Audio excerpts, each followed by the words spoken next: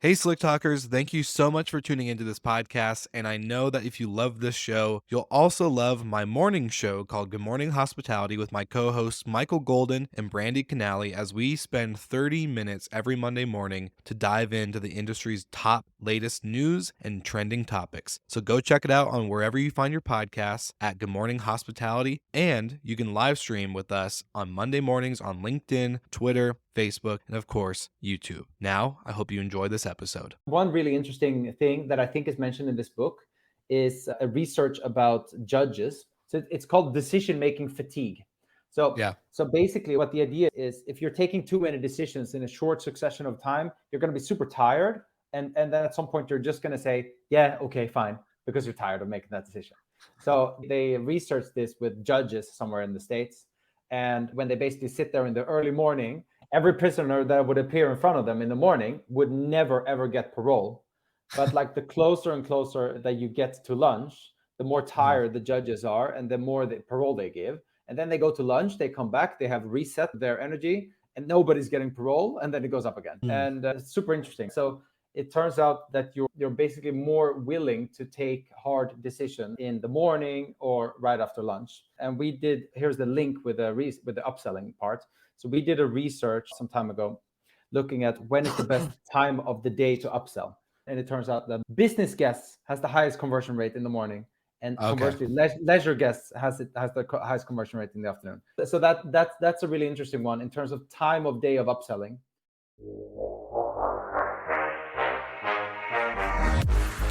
You're listening to Slick Talk, the hospitality podcast, a podcast for those who are in and around the hospitality industry who love, live, and breathe what they do. You can join us for candid and unscripted conversations with hospitality experts and founders as we go deeper into their personal stories while they're sharing their triumphs and trials that got them to where they are today. I'm your host, Will Slickers, and you're listening to an episode of Slick Talk, the hospitality podcast. Now, let's begin.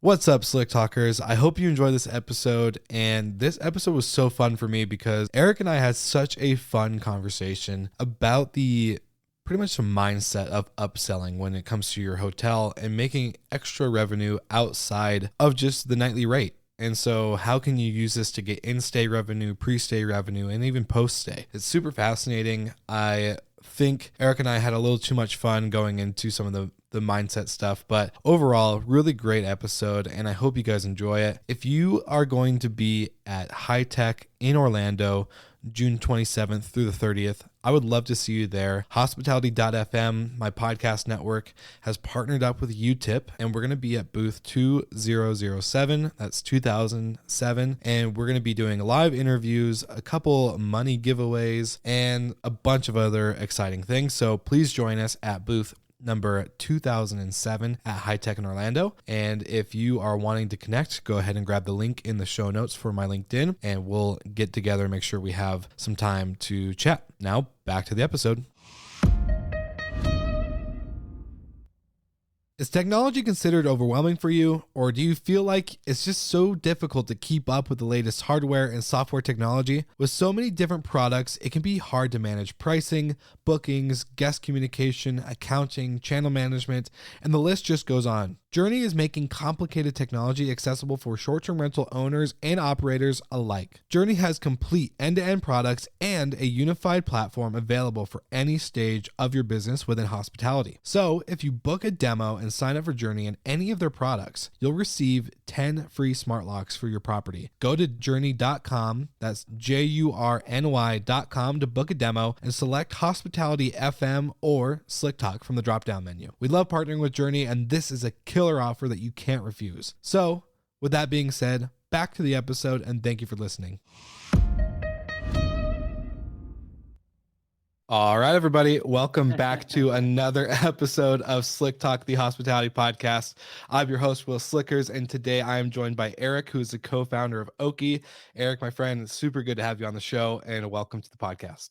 Thanks a lot, my friend. Awesome to be here. And I have these like a bass boosting web headphones. Holy shit, man! That was an awesome introduction. Well, I was It's gonna like say I that's was why, in a like, nightclub. I was gonna say my favorite part of the podcast is like for all the listeners that don't know, I played the intro for all the guests, and behind the scene, I can see everyone kind of bopping their head back and forth. It's my favorite part. Yeah, It's so cool. fun. But Erik, my man, I was super excited to have you on. We got introduced through one of your colleagues at Oaky, Yeah, who was saying yeah. you'd be a great fit for the podcast, which again, she was right. So for all the listeners' sake, where does your story begin in getting into hospitality and entrepreneurship? For me, it's a family thing. Everyone in my family have had their own companies. My mom, my dad, my cousins, my brothers. So when I was young, it wasn't like about what I was going to do, but what type of entrepreneurship I was going to endeavor into, I think. Um, and yeah, I when I was done with college, I think my path to entrepreneurship started in a weird place on the poker felt. So it was back in 2000. Jesus, I'm getting old, man. Like when you surpass like 33, you stop counting, right? But uh, it was maybe back in 2008, and I remember it so clearly because in Sweden, I'm Swedish. In Okay. Sweden, they would have like this gift of the year for Christmas. And that year in Sweden, believe it or not, there was a poker set. Like you would gift each other poker chips so you could have home games at home. And everyone was just so hooked on this game. And me too, and one of my best friends as well. And then after like a year of playing really hardcore, and everyone just stopped. Like with any new fade, it kind of just fades out. But me and my buddy, we continued playing, and for the coming like 4 years, we were basically professional poker players, doing a lot of online tournaments, but also traveling around. We did some trips to the West Indies and a lot around Europe and stuff. So that was a very cool way and to throw away your high school years and everything you learned and do something totally different, thinking you're like the kingpin of the world as you win a couple of bucks. But it taught me a lot, and throughout those 5 years, I was completely broke 5 times, and totally. And every time that I went broke, I went into F&B and banqueting, and I think that's maybe my link to hospitality, because there I could really feel how much I truly enjoyed serving other people and like being Mm, there for them and giving them a great experience. totally. It's like complete opposites because you're chasing, I wouldn't say a high, so to speak, but probably a thrill, some kind of high, some adrenaline rush, right? When you're playing poker, to then Mm. serving food and beverage, where I would say there's very little to any high or rush with that, other than, when you're on a huge, like crazy time schedule, maybe you're serving 300 people and, you have all this, like, Yeah. the circus kind of juggling in the background, but complete opposites. And so I'm curious, just on the like poker lesson front, what lessons did you take from that experience, going broke 5 times in 5 years, to then getting into hospitality? What were some big key takeaways that you really were like, I'm going to implement this into my career moving forward? And just before I get there, like the high Yeah. that I still get from interacting with people is like I don't know how you can explain it. Like my wife is like it's called highly sensitive. So like you can Mm, really feel someone else's energy, and I think I yeah. certainly don't have it to the extent that people like that have it, but I have it to some extent, and I thrive on personal interactions, right? So the Yeah. fact that you can thrive on a high or chasing a big pot or whatever, it's kind of equal actually if you have a good Mm, interaction. Um, mm, but yeah, what I learned, I don't know, man. I was totally naive. I went into this and I just went for it, and I would go from having a lot of money to like nothing in like 2 weeks, and it was crazy, yeah. right? I had Yeah. very little respect for money. I think Mm, maybe in one aspect that was a good thing, because it taught me how to just live life and just do something without being too worried about taking myself too seriously. I think mhm, starting a business, you should be a little bit naive. Um, if I would ever start a company again, I don't know if I would have that same naive attitude. That is kind of a mm, beautiful thing to have, because you just do, yeah. and you make a ton of mistakes and it's totally fine. Now I guess I would be a lot more hard on myself if I would be repeating those same or different types of mistakes, but you wouldn't expect it the second time around, maybe. Sure. And then I think another thing, which definitely is similar, is all the swings. So you go up and Mm. down and up and down. And in entrepreneurship, anyone who has done that, you yourself included, you must know, like, on any random, what is it today, a Tuesday, Yeah. I could start off the day by having someone saying, "Okay, we're leaving the company." And you're like, "Oh my god, what worst day ever!" And then like a Yeah. huge contract comes in, and I'm like, "Yes!" And then Yeah. something else, and then it goes like that 3 or 4 times throughout the day, and you're like completely destroyed by the time you get home. 100%. Yeah, it's a constant roller coaster, Yeah, to the point where like I think it's not it's shared. Like definitely, I think entrepreneurs talk about it and they kind of express like, look, it's not easy. You know, it's a lot of ups and downs. It's not like a straight path to success. It's kind of like a a big roller coaster up and up for and sure. up.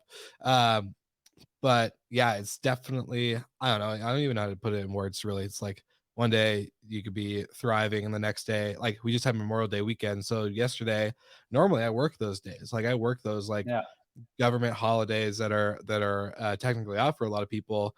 And this year was the first year like, you know what? No, I'm not doing it because you know what? No one's going to respond to my emails. No one's going to be seeing my email. No one's going to be seeing the other stuff that we're doing. So I'm not putting myself through that this year where I'm just going to be like going, through all this stuff. I'm just going to enjoy the day off. And then of course today we wake up and it's like 20 phone calls, 80 emails, all the other obviously. stuff. So Oh, it's like, huge missed opportunities. yeah, it's like, oh gosh. But Someone from it's Sweden that don't have Memorial Weekend reach out. yeah, exactly. But so you get into food and beverage. So getting into food and beverage, doing some catering. What Yep. is the, I would guess, like aha moment where you're like, all right, I'm done with poker. I'm done with that. I'm going to continue in this route. I'm going to go start my career in hospitality. And then let's Mhm. talk about the one, what is Oaky and how did it come about? That will be the next phase Okay. of the question.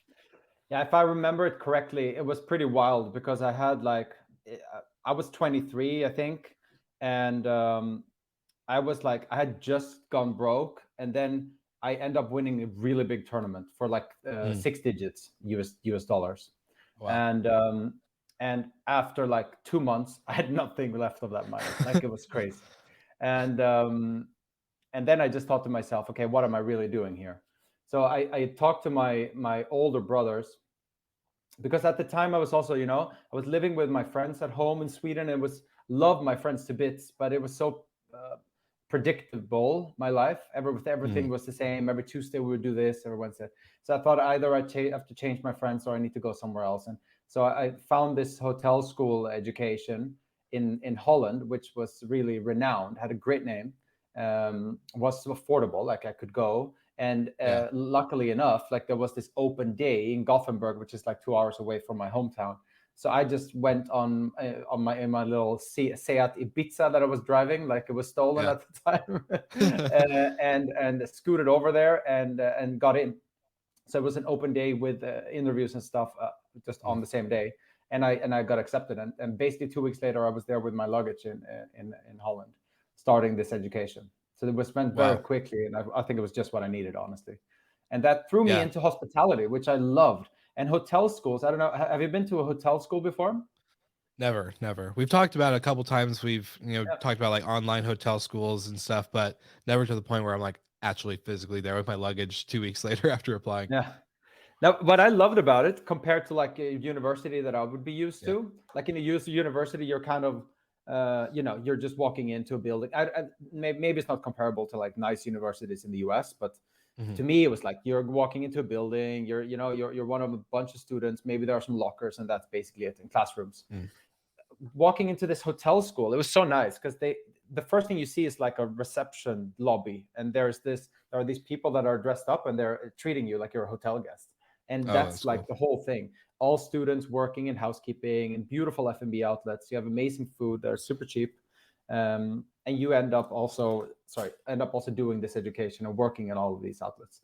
So I That's really cool. loved it, actually, and it was insanely very, very international, So it's this very education. hands-on. It Yeah, wasn't just very like hands-on. in paper and books and just kind of like reading and No, it learning was about super hands-on. hotels.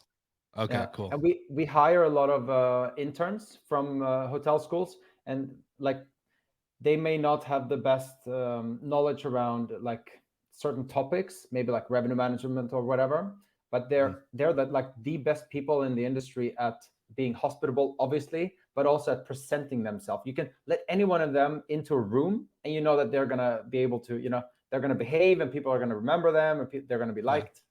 That's a very, very positive strength.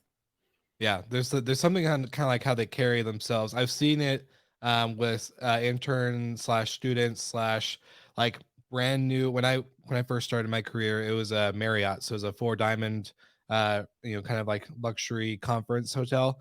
Mm. And I just remember something about when the like the new guy or the new girl would walk in at the front desk with their coat and jacket, and they're just kind of like a different way that they carry their posture, Yeah, including myself included. I was, young, and so yeah, I was like, hell yeah, I'm gonna look good and go talk yeah, to all of these course. people all day. So like, yeah, so it's definitely something on how just people like their posture completely Mm. changes when they get into that Mm. setting.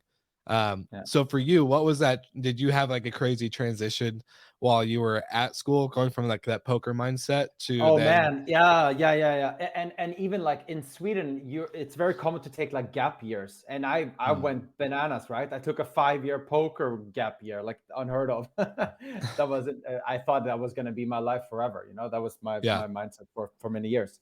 Um, so then I come I get to school and I realize, oh, Dutch people don't take gap years. So my roommate's 17, and I come there as a 23-year-old, and like completely different humor, and I was in yeah, a long relationship at the time, etc. So I had to really change the way that I was in my personality to like it. But yeah, that's like also a little bit who I am. I can fit yeah, into many different types of settings, a bit like a chameleon, and I can also enjoy it that way. And eventually, I became super good friends with all of these people anyway, and it was a really, really great choice for me at the time. And Hotel School of Hague is the name, by the way. I really recommend it for. I would put my own kid there one day if he wants to. Yeah, no, I love that. That's super cool. And it's definitely interesting, like seeing that you came in with some world experience prior to just going from high school to hotel school, mom and dad's Mm. house to, I don't know, was it like a dorm kind of like living situation, or did you guys have to commute every day? What was that like? Did you live on site of the hotel school? Yeah, so then you live like in a kind of like a hotel. It was called Scotel, School Hotel, Yeah. Yeah. and that was also run by students actually, and then these managers that were like basically teachers. So Yeah. we would live there. And honestly, really, like it looked like shit, right? So yeah, they're like it was disgusting. They were like, I think it was named as like the Hague's ugliest building that year or something. They have since renovated it. I've heard. I haven't seen Yeah. it myself. But honestly, do you really care when you're like, even okay? I was 23. Most of the people were 17. A lot of the things you do is you get drunk and and Yeah. hang out with buddies, right? So Yeah. it was all good. It was all good. And then No, that's after the so cool. first year, I we you move out from the Scotel and then moved in with friends basically. Okay, that's cool. Yeah, So how yeah. many years was this for you? 4, including 4 years. 1 year of internships, where the Okay. first one I went to Glen Eagles. If I don't know if you're American, maybe you don't know. It's a very nice golf resort in Scotland. So I was Mm, basically born with a golf club in my hand because all of my family are entrepreneurs and they're also golfers for some reason. yeah. So it was always about who can hit the longest drive and putt the best and stuff like that in our family. Yeah. So I was really thrilled to get into this golf resort, um, and I also did F&B there. But F&B there was a bit different because everyone that was working there, you got this graveyard shift. You got the morning, and then you have the day to do something, and then you have the evening. So first of all, Mm, the guest thinks that you're overworked because you're working, like in their eyes, you're working all the time. yeah. And from a perspective of being the employee, you're also like kind of tired in the middle of the day. So it's a weird, I don't know. I love being there, but I didn't really enjoy that F&B experience as much because the hours were so weird. Like you have to plan Yeah. that better, in my opinion. I'll say I don't think humans are really made to do like those like long night, early morning stuff. Like we have No, nighttime and daytime for a reason. We're kind of all yeah, used exactly. to to Yeah, to living. But yeah. so you're let's say 27, 28 when you graduate. Um at the time. So what's next? Is that where you get into Oaky and what it is today, or Yeah, was there a immediately. Yeah, different immediately? So yeah, what is immediately. okay, what is Oaky and what did it start out to be and turn into? Very curious. Oaky right now. Some would say, and I would love to hear them say it, but I'll let them say it. That we're the market leader in upselling solutions towards Mhm. hotels, digital upselling solution. Um, we're based out of Amsterdam. We have a team in APAC as well.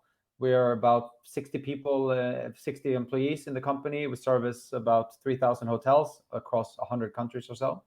Wow. In the US, we're not that big yet, but we're actually coming to High Tech in Orlando at the end of June. So that's going to be super exciting. Let's Well, meet up there let's for make sure. sure. I was gonna say, let's make sure we grab a drink Yeah, then, because I will see you absolutely. there. Yeah, Yeah. I'd love to, love to, love to. This episode is brought to you by my friends at Hostfully. And if you're a property manager anywhere in the country, then you definitely need to look at joining Hostfully for their property management software or their digital guidebooks, because we all know that streamlining your operations as a property management company or a host can be super difficult and time consuming.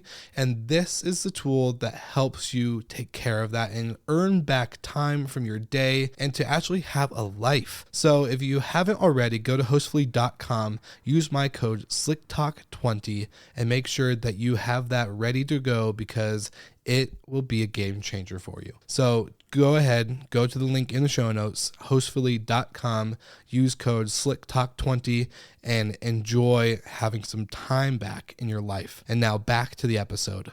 But how it started was nothing about upselling, actually. So I did my last internship at a mystery shopping solution in Kuala Lumpur. Mm. And I was just I had as a job to get people to visit BMW stores in Scandinavia, and the only people who wants to do that for that little money were students, and they wouldn't even think about buying a BMW, right? So Yeah. I was thinking, how in the world can this be such a big industry of people giving fake feedback with that is like, and then you base a bunch of marketing dollars on this, to me it was a bit wild. So we came back and I met Lars, who is one of the co-founders in KL. We realized, okay, we need someone who's really savvy with data and analysis and stuff like this. And that became Taco, who's the third co-founder. So we're three guys who really complement each other super well. Um, and I flew directly from KL to Amsterdam. Lars was already there. Then I just took a train to The Hague, got my diploma. I remember Lars and Taco, my co-founders, were then in the audience, and I gave my first business card to the president of the board. I said, here's Oaky. I'm starting my own company now. And she was like, oh, that's amazing, blah, blah. So that was cool. And I still have that business card. I can see if I can find it. I can show it to the camera. Yeah. And then basically we found an investor who was crazy enough to invest some money into this idea. And we now realize he invested in us as Mm. people. Think he saw some drive and something interesting, but it sure wasn't for the business plan that we presented, if I put it like that. I've like tried to read that again, and it's like Greek, like I don't get anything what we're trying to say. Yeah. But he basically said, okay, you wanna focus on feedback during the moment of experience. Why don't you do it within the hotel industry? And we were just like, yeah, it makes complete sense. I have a lot of it. Yeah. I had a lot of interaction and knowledge and network. So we started off there, and with the money we hired one developer. That was our first employee, and basically us as a team together with one other company, we could then build the minimum viable product. So the first thing that we could sell, and that would be our first milestone, that to have someone actually pay for this. And that happened Yeah. maybe 8-9 months later. There was a Oh hotel wow. chain that bought Oaky. Yeah. Wow. So, and it's evolved a lot since, right? Like you Oh yeah. guys have obviously changed. So, what were, I guess, because I've had quite a few guests on the show that have, they talk about the company, what it was, what the idea was, the problem they were trying to solve. But then they're Mm, like, well, if you look at us today, it's completely different because, mm, like you said, looking at your first business plan, it looks like Greek. So, it's like, obviously things change. There's probably, it's not a straight path to be like, okay, this is the product, this is what we're going to sell, no, and it's just going to go. Like, you're going to have a lot of like changes and tweaks to Yeah. the business plan. So what was like the feedback either from your first clients or just from yourselves as a team being more aware of like, okay, like we're not really solving this problem, but there's this bigger thing that we can solve based on what we've already built. Yeah. Um, Yeah. I'm curious. The problem we wanted to solve obviously was, right, a guest leaving the hotel without having his or her voice heard will leave Yeah. a bad review, and you can't do anything about that anymore. So we wanted to create this real-time interaction. This was before all the OTAs were doing this, and this was actually a thing. But once we went live with hotels that were like, say, not mega luxury and had like a concierge and like a really tip-top service, you Yeah. notice immediately that if they fail to respond to these real-time interactions, it's like a double negative. And Yeah. also, when we try to sell this to a lot of hoteliers, they're like, not so sure I need that. I can talk to my guests. I know everyone by name. You get that sort of spiel. And Yeah. what most people said, and this was the main trigger, was, how do I make money off of this? And Mm. you're trying to like say to them, well, there's an ROI in having higher review Yeah. scores. You can have a higher ADR. As I've seen studies about that, which is maybe proven, but honestly, like how black and white is that? What is your as a solution? What is your contribution to that ADR then? So we just went back to the drawing board, maybe like a year and a half in or so, and we just started doing interviews. How can we generate more revenue? And we just went to all of the hoteliers that we knew, probably did 40-50 interviews. Mm. And the main thing that we understood was that there was this really interesting thing called upselling. Uh-huh. And for us, what we heard back then, this was now I think it was 2015 maybe. So what is that? 6-7 years ago. Yeah. Yeah. Just about. There was what we heard, especially from the branded hotels, the Hiltons, the Marriotts, the Starwood at the time. They were saying, Yeah. okay, there's only one player that does this. It's called Nor1. It's a big American company that have been around forever. So they had already like started upselling like 10 years prior to that. Mhm. And what they always saying, like what is so interesting about upselling is you have a captive audience. You know a lot about the guests that are like potentially interacting with the upsells because they've Mhm. already made the booking. And the more data you can utilize, the more smart you can be around when to send something, how to sell it, what to sell, and also have a business model behind the solution that really like makes it interesting for hotels to upsell kind of everything and anything that there is. We were super excited about that, and the best thing was we could see what they bought, right? So Yeah.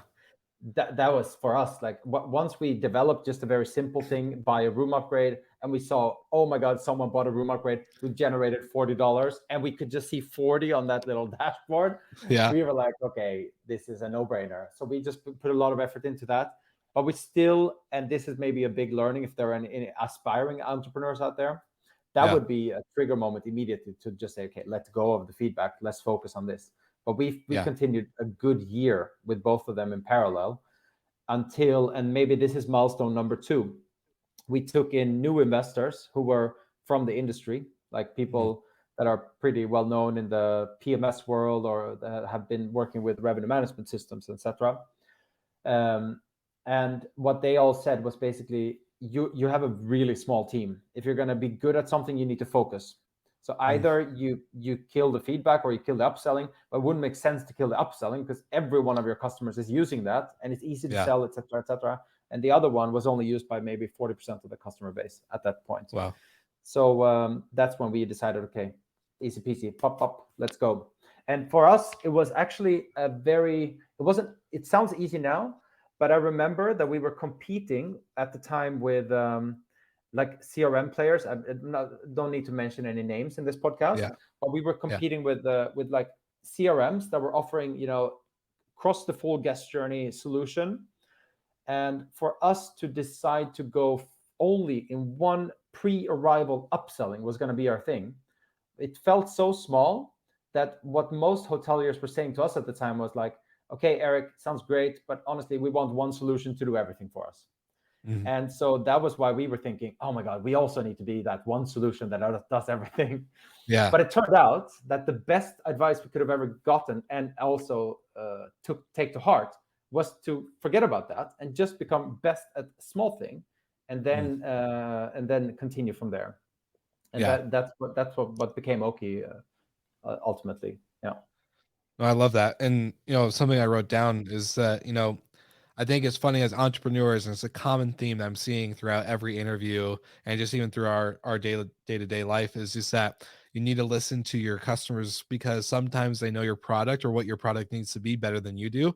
Because Mm. we get so tunnel vision, like, okay, we need to be a review, like a management, focus when they're like, no, we need to make money off of this thing. This thing needs to Yeah. make us money, not cost us Exactly. money. And Yeah. I just find that very interesting. Um, Mm. and a question for you for that 40% that was more or less on just like the review side of things, was it Yeah. easy to convince them to move to the upselling solution No, they when also you had guys started? upsell. They also had Okay, they upsell at also the had same it. Okay, time. Yeah. gotcha. Yeah. Okay, I was gonna say, was it easy for them to just move over? But if they're already No, using it, then yeah, everybody was using upsell, but only 40% of them was using both. Yeah. yeah. No, I love Mm. that. Mm. So with your investors giving you that advice, saying focus, you have a small team, you can't do Yeah. everything for everyone.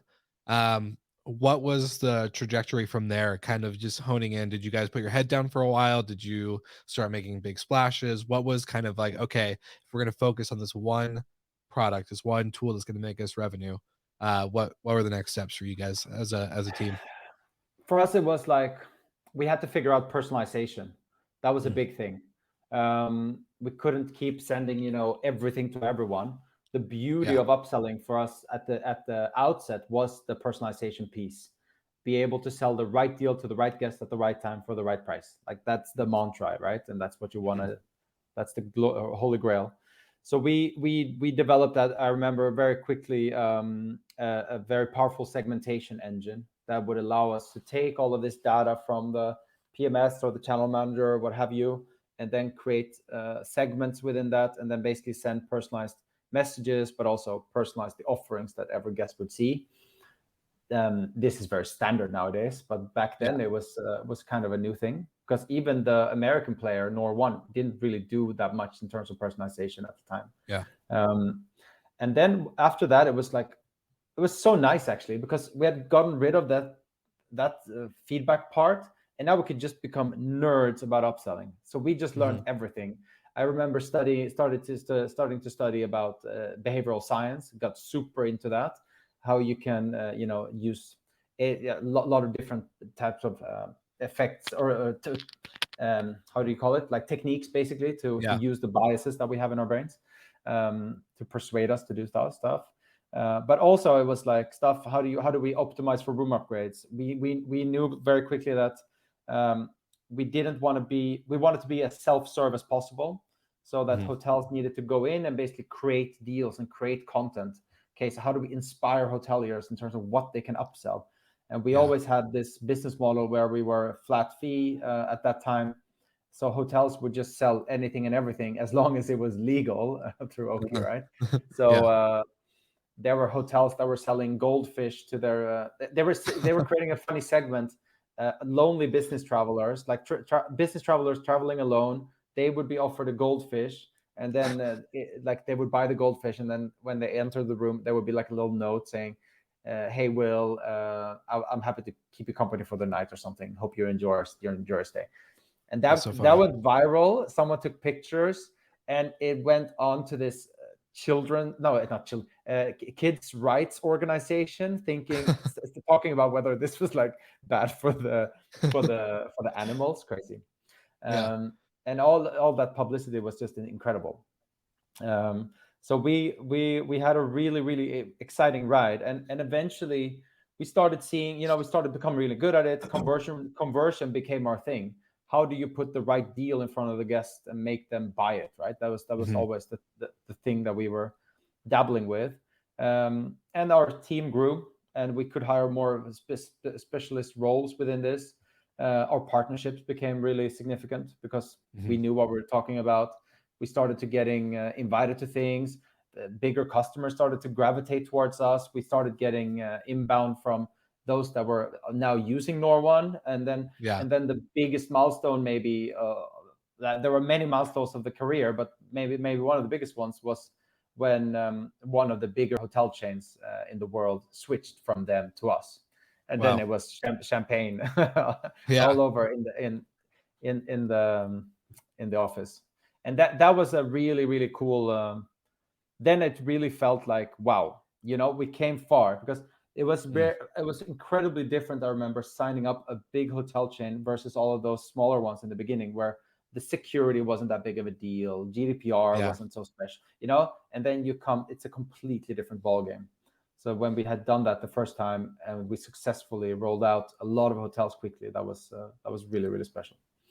Yeah, well, it kind of forces you to kind of re-up, right? Like to kind of elevate a little bit more of, again, like some clients not worried about security, GPR, all that other stuff, but now you have like, all right, we have to know this stuff as Everything. well. So it's always Yeah, good to always, yeah, push you a little bit further. I keep thinking of like the days, 2018, 19, when I was a hotel manager. Granted, we were in like a small coastal town, so like it wasn't very tech savvy of a hotel, but we're a condominium hotel, so like jetted tubs, fireplaces, living rooms, kitchens, all that stuff. mm, And we had the check-in card, so you have a check-in registration paper and filing system, and of course you had MSI and all the other stuff, but we never had like an upsell feature. And so one of my big things was like, all right, we need to make more money. What's the easy low bearing fruit that we can do? Let's yeah, get someone who's in a studio or a one bedroom and get them to pay a 40, 60, 80, or even $100 upgrade, yeah, because we have the inventory. So we yeah. would highlight these reg cards. I would highlight them Nice. and put a sticky note, and I'd put like $60 question mark or whatever. And I would tell my team and said, hey, if you see a sticky note with a highlight on the room type, then that's your opportunity to upsell. And Nice. you should, ask them what they're in town for. You need to do all like the psychology side, like become their Yeah, best friends, maybe kiss some ass a little bit. Like that's kind of where yeah, it kind of got into. But I remember seeing like month over month, we would do a lot better with revenue, not just on ADR, but our mm, upsells. Um, but I always think about if I had Oaky, or if I had the approval or the access to Oaky at that time, would we have tripled, quadrupled our numbers? Because we're human, we can't catch everything. When you're trying to upsell somebody, whether maintenance is calling you on the radio, and then you have the front desk phone ringing, and then you have housekeeping carts rolling by, or whatever, or just people in the lobby, it's just bound to happen that you've missed multiple opportunities of course. to kind of do that. So I always think about that, because like especially now knowing Oki, I'm like, man, this would have been so perfect. I would have been put on a pedestal at my hotel job with my GM or whatever, and just being like, oh, you got $100,000 in upsells. Just kidding, but yeah, No, it's that's just it's possible. yeah. The most one hotel ever did was like $85,000 in a month or something. It's crazy, Jeez, and that's only that's nuts. pre-arrival upselling, only pre-arrival. Wow. But the truth is, right? You have to just look at it from your guest perspective. That's always Yeah, how I think about upselling. So, um, some guests, they like the personal interaction. They would probably yeah, prefer to be upsold at the front desk. But you also obviously have a lot of guests which are the other way around, that they don't yeah, like to be stressed when they are checking in, and they love to do things at their own convenience. yeah. And if I was a hotelier, I would absolutely offer both. Um, we see that, interestingly, there is no cannibalization of the front desk upselling by having pre-arrival upselling. Mm, So you're either attracting a different crowd, but we also see that the people that are willing to buy something pre-stay, if you have a very active like front desk team, they can then pick up on that and say, hey, Will, we saw that you upgraded to a deluxe room yeah. with our pre-stay email.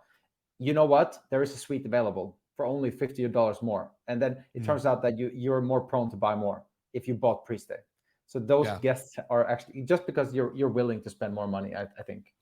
for sure. So there are definitely some interesting links. The hotels, I think, that are doing this the best way, they're probably generating equal amounts in stay and pre-stay, but it completely Mhm. varies, of course, depending on type of property and segments and stuff like that. But it's really interesting, and it is definitely, it's like our vision is to be the one central upsell platform that can hold all of the content and all of the inventory and all of the pricing, etc., and the understanding of what to sell to whom, and then act kind of like an internal channel manager. So you say, okay, these deals get sold in the booking engine, these deals get sold pre-stay, these deals will get sold upon a check-in, and these deals will be offered when the guest is in stay, basically. And that's the next kind of step for us to take it out across the full guest journey. So we're launching some really, really cool things around that this year. I love that.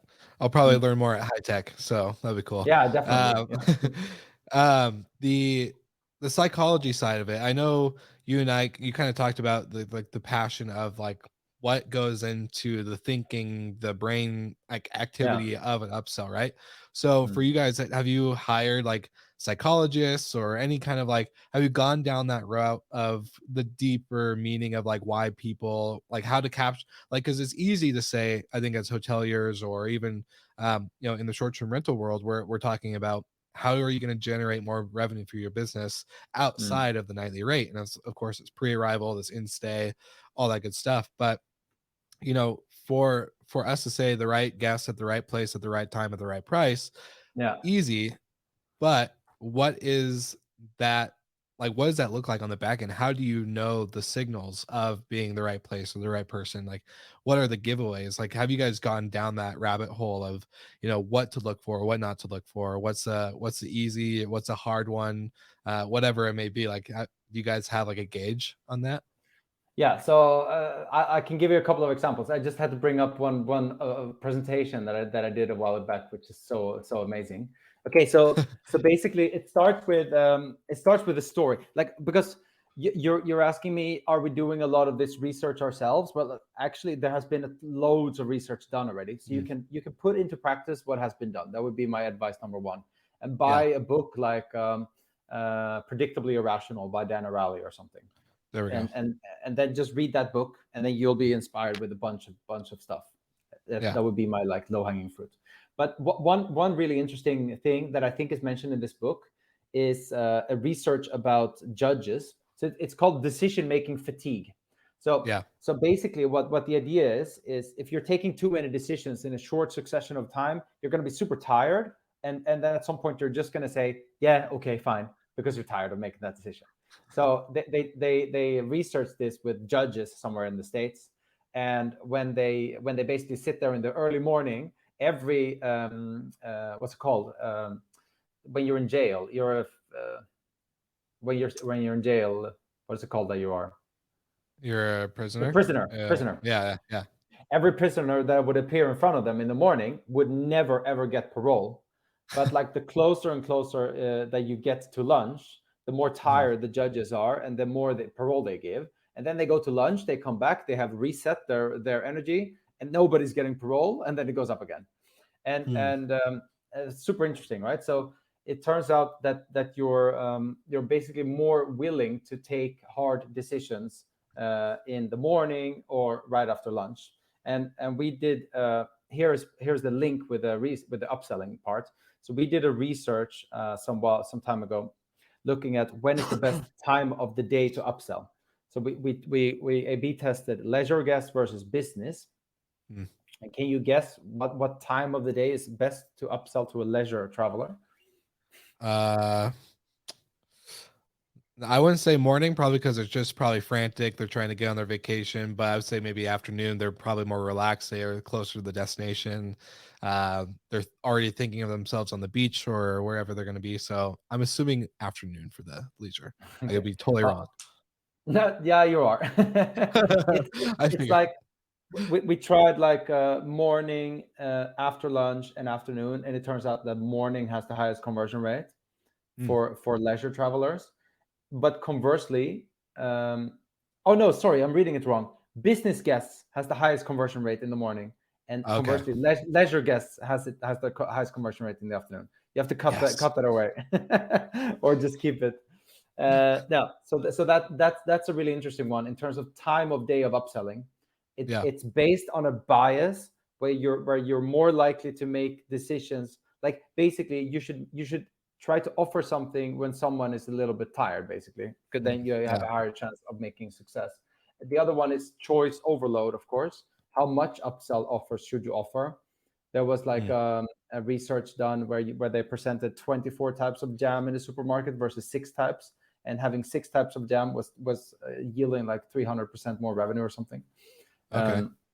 And we also analyzed that, and we found out that if you offer room upgrades, early check-in, late checkout, parking, room attributes, and F&B offers, resulting in somewhere around like 10 different types of deals, including all Yeah. the room upgrade offers, then you have the optimal like amount of deals that to present to any given segment to maximize conversion rate.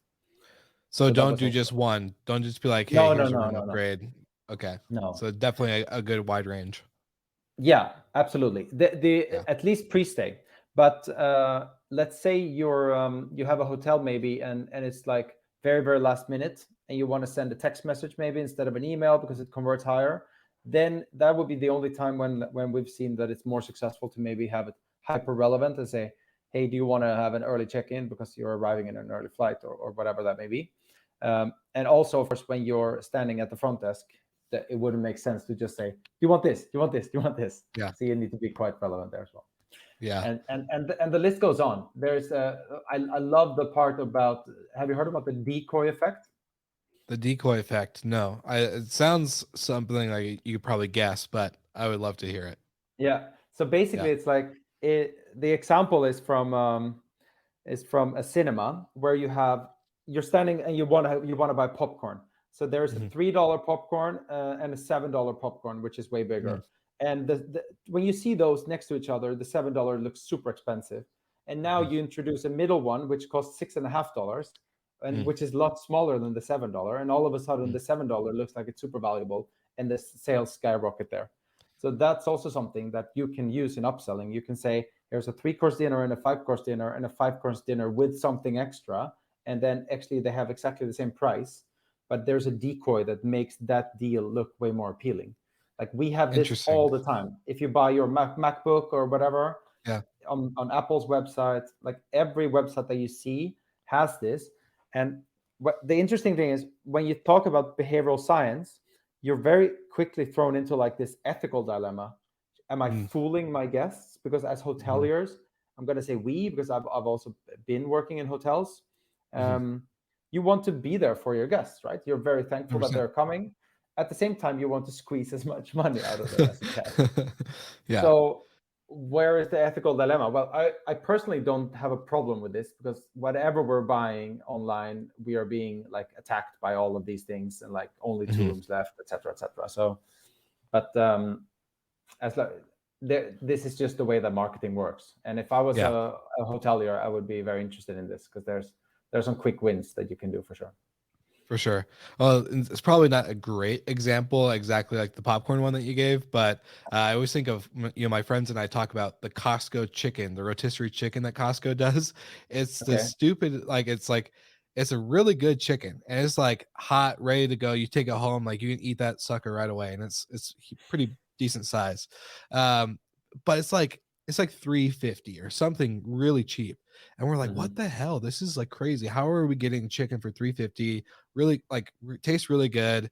It's big Yeah. enough to feed a family, all this stuff. And then like we heard all these stories, and like there's a bunch of apparent like research or quotes from the Costco CEOs and all this other stuff saying that they lose money on this chicken because it's kind of like a, oh my gosh, this is such a great deal, it's stupid of me not to do it. But then you get it, and then you're shopping and you think you just stole from Costco basically. And then you, of course, you go spend $500 on the rest of your Oh, groceries. So some it's like crap that you don't really need. Yeah. 100%. So it's like it's not the best example, but it's still, I always think about that. Like, Yeah, okay, if that's nice. Costco can get you in with a $3 to $50, $3.50 chicken, Yeah. like it's a rotisserie chicken. It's if you haven't had Eric, like when you come to Florida, go to Costco, get it for yourself. Sounds It's good. amazing. I'll bring it to high tech. But it's gonna Please like do. it's so damn good. And you're like, oh man, Yes. they're losing on this. But at the end Yeah. of the day, they're actually winning, because you're like, ah, I got this chicken for Yeah. really cheap, but you just Yeah. spent $1,000 on the rest of your food. So Yeah. it's like it's kind of, I think it's interesting to go into like the ethical dilemma like you're talking about, because we are a consumer, creature, I guess. Like we're creatures of habit that we like to consume. There's a small Mm. percentage of us that like to produce and like to, create consumables, but I think as like a as an overall society, Mm. like we're very used to being sold to. We're very like you go on Facebook and you talk about, let's say you're talking about a Peloton with your friends or your wife or whatever, and then you go through Facebook and then you see a Peloton ad. Like Yeah, we're crazy, just right? we're just Yeah. used to it. Um, Mm. so I think you shouldn't have to worry about the ethical side. Like it's No, there. I, It's I, I, yeah, al- I no, I'm not worried about it. But it's just interesting that it comes up when you speak to some yeah, hoteliers about this. It's never a roadblock, but it's just an interesting thing to mm, think about. I think it's because behavioral science is so prominent in everything that we buy online, but it's not yeah, prominent in the hotel industry yet.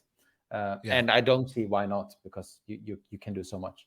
But just to get back on that, in my opinion, upselling should always be like when we started upselling. I remember there was like some in some places there was a bad connotation.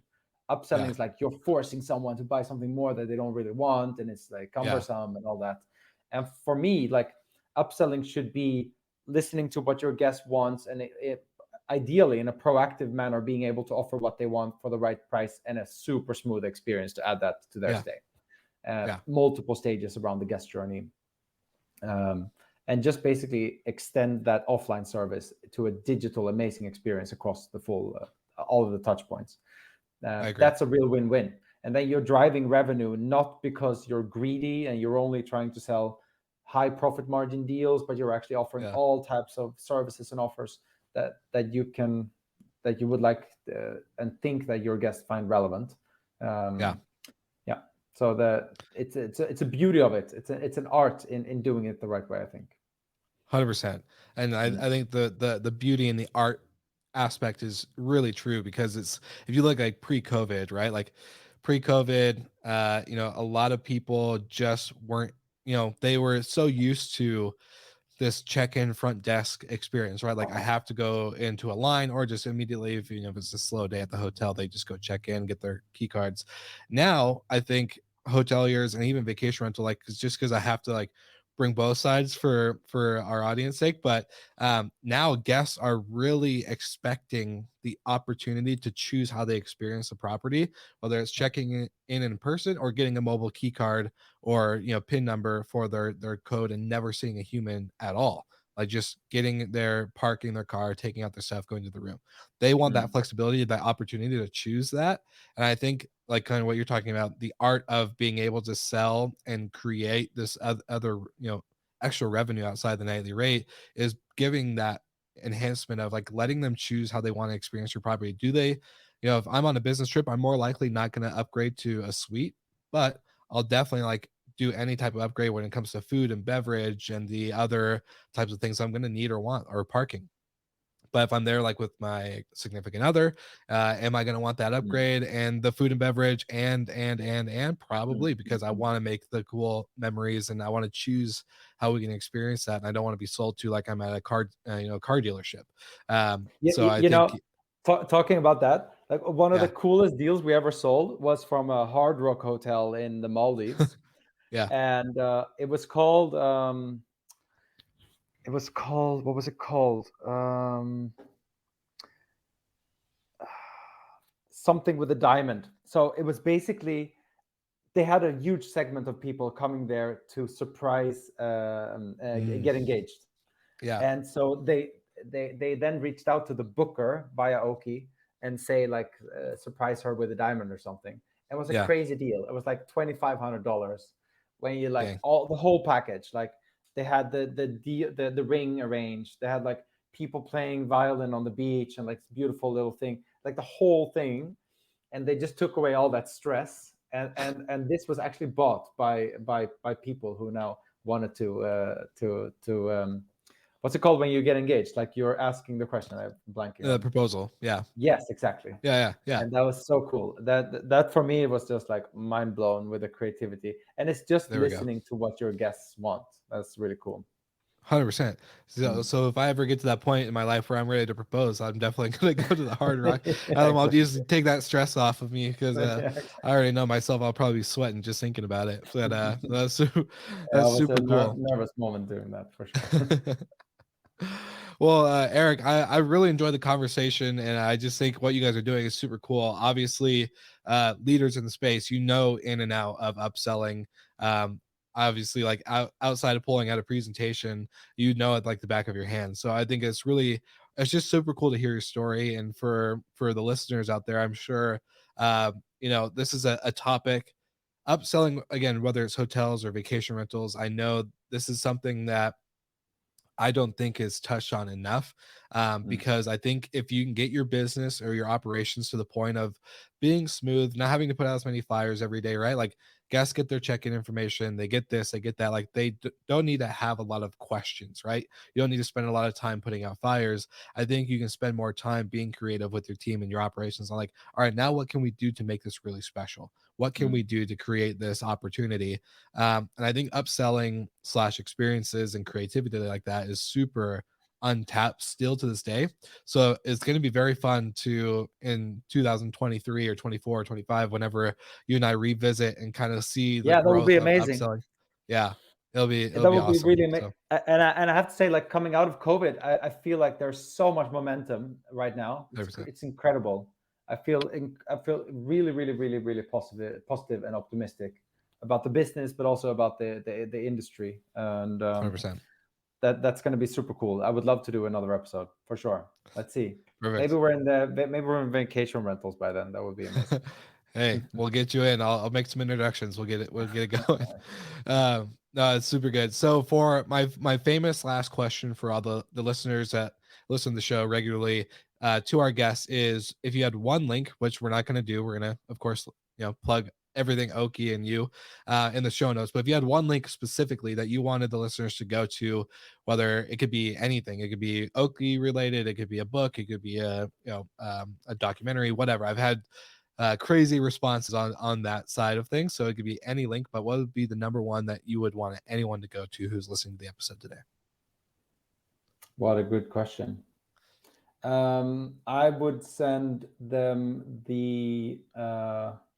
Why don't we do it on the theme based on today then? But is it actually a link that you're going to put in, or can I just say Yeah, what they can do? it'll be It in will the be a show notes link. where they can Google it. Yeah, yeah. Okay, cool. But then let's put a link with Dan O'Reilly talking at TEDx about behavioral science and some of these things that we've been talking about today. That would be cool. Perfect. Yeah. I'll pull that up. So all the listeners out there, check out that link. Check out all the other links that we're gonna have in the show notes. Erik, thank you so much for being on the podcast today, and everyone, we will see you all again next week.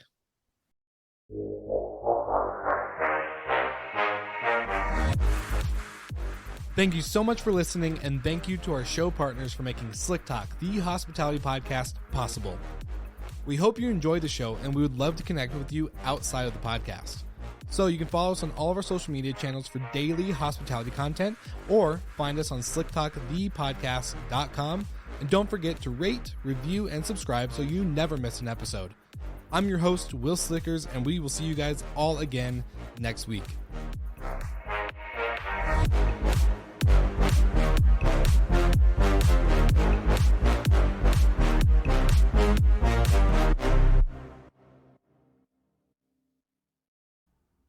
In hotels and vacation rentals, the top complaints or issues are noise, garbage, and parking.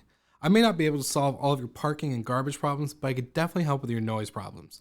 And that actually might just help your garbage and parking problems too.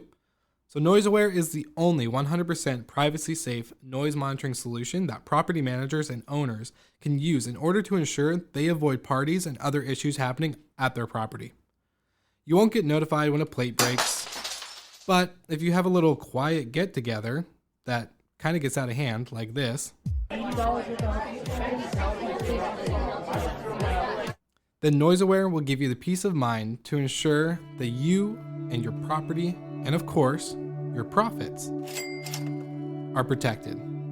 So use my code SlickTalk20 to get 20% off of all noise monitoring devices and focus on the other important things that help you run your business. Now, thank you for checking out Slick Talk, the hospitality podcast. Get back to the episode, and don't forget to check out Noise Aware while you're listening.